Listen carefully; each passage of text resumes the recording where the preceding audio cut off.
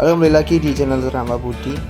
Di video kali ini kita akan membahas beberapa penyakit yang ada di burung murai yang dari pengalaman kami sering terjadi di peternakan karena hal yang simpel. Dan hal itu bisa membuat menurunnya produksi ternak murai kita loh. Nah, untuk para kicau mania, simak dengan baik-baik ya. 1. Penyakit tetelo. Tetelo adalah penyakit yang sering dijumpai di berbagai jenis unggas lainnya, seperti di burung lovebird, murai, dan sebagainya. Penyakit ini menyerang di bagian syaraf, tepatnya di saluran pernapasan dan juga pencernaan. Penyakit ini disebabkan oleh virus bakteri yang bernama Newcastle disease. Dan virus ini sangat mudah menular melalui makanan, minuman, dan juga udara. Dimana di ternak Pak Budi sering terjadi penyakit tetelo ini pada burung murai yang disebabkan karena keadaan kandang yang kurang bersih dan juga cuaca yang terlalu ekstrim. Nah, lalu ada gejala dari penyakit tetelo ini pada burung murai, yaitu yang pertama, menurunnya nafsu makan. Kedua, ada pernapasan murai yang sesak dan sulit bernapas. Ketiga, murai itulah terlihat gemetaran dan juga sayap turun pada bodinya. Keempat, ada kepala burung murai yang bergeleng-geleng kanan kiri ataupun berputar. Lalu untuk pencegahannya ada yang pertama, jaga selalu kondisi kebersihan kandang, dibersihkan setiap hari kalau bisa. Lalu mengganti air minum yang kotor setiap 1 kali sehari, pagi, sore, atau siang. Yang ketiga, berikan pakan berkualitas seperti makanan yang mengandung protein dan nutrisi mineral yang cukup untuk kebutuhan asupan burung murai. Namun di video ini kita memberikan obat yang bernama Super N. Untuk mengetahui informasi atau video yang lebih lengkap bisa lihat link di atas. Kedua, mencabuti bulu sendiri. Penyebab utama adalah jamur ataupun kutu burung yang menyerang murai. Hingga tidak nyaman dan gelisah, murai merasa gatal-gatal serta mencabuti bulunya sendiri. Gejala dari penyakit ini yaitu murai batu sering menggarung-garungkan badannya, serta sering mencabuti bulu-bulu halus yang di bagian dadanya. Dan apabila tidak ditangani dengan cepat ataupun serius, maka akan berdampak pada bulu murai yang menjadi botak. Nah, ini pun juga ada pengobatannya. Yang pertama, semprotkan burung murai Anda dengan rebusan air daun sirih. Sterilkan kandang lama, sementara burung dipindahkan ke kandang baru yang lebih fresh dan bagus. Ketiga, bersihkan semprotkan kandang yang lama yang ada banyak kutunya menggunakan rebusan air daun sirih, dan pastikan kandang lama benar-benar bersih dan steril.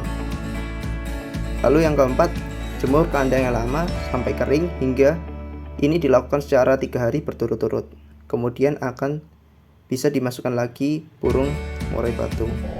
Ketiga, suara serak pada burung murai. Di ternak Pak Budi sering terjadi juga burung murai yang mengalami serak seperti ini. Biasanya terjadi karena adanya beberapa kesalahan pada saat perawatan. Namun hal ini sangat wajar apabila burung murai ini terjadi serak karena irama lagu dan volume vokal yang kencang lalu dan keras. Penyebab burung serak ini ada beberapa faktor, yaitu penjemuran burung murai yang durasinya terlalu lama yang dilakukan pada siang hari, ataupun bisa tersangkut kepala jangkrik ataupun kaki jangkrik pada saat pemberian makan. Ada beberapa gejala, yaitu yang pertama, murai batu tampak pucat, lalu nafsu makannya mulai turun. Terus kedua, suara murai batu pun sangat kecil, tidak terlalu tinggi. Suara volume dan vokal murai batu pun tidak keluar ataupun tidak nyaring. Ada beberapa pencegahan yang bisa kita lakukan, yaitu yang pertama, hindari penjemuran burung yang terlalu lama. Tidak dianjurkan menjemur burung di atas dari pukul 10 pagi sampai siang hari, karena sinar matahari sudah di atas pukul tersebut tidak bagus dan tidak menyehatkan untuk murai Anda. Berikan pakan berkualitas seperti asupan protein, jangkrik, nutrisi kroto, dan juga air minum yang selalu bersih. Dan bisa kita campurkan juga dengan mineral yang dari vitamin terbaik. Berak kapur.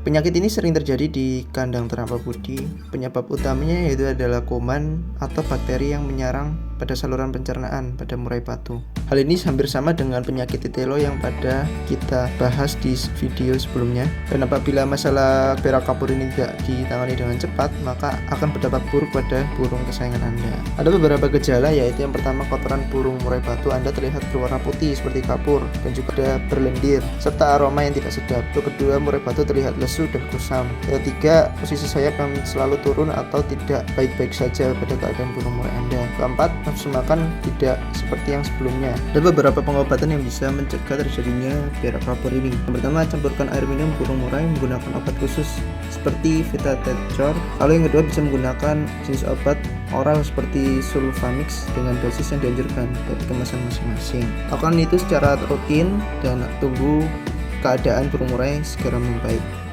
Nah, mungkin itu beberapa pembahasan dari jenis-jenis penyakit burung murai yang sering terjadi di ternak Pak Budi.